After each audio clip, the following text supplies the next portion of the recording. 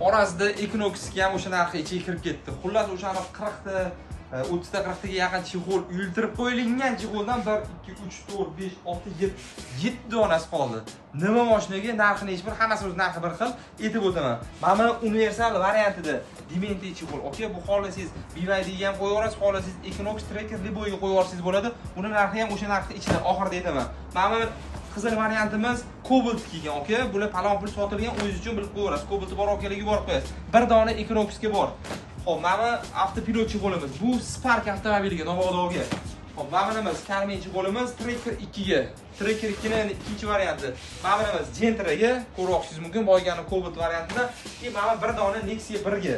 Xo'p, buni narxini 350 ming so'm qilib beramiz. Mana qolgan 6 ta chexolni 49 dollardan qilib beramiz. Videoda sanalgan mashinalarga sanalgan variantida hammasidan bir dona bor. Sababi mana vitrinalarimizni polni bo'shatib, xudo xolasa yangi remontda harakatdamiz. Shuning uchun tovarlarni kamaytirib olamiz. Chiroyli remontdan keyin boshqacha aspekt qilib to'ldiramiz. Murojaat qilasizlar, foydalanib qolinglar. Bunaqa narx qayta takrorlanmaydi. Salomat bo'linglar.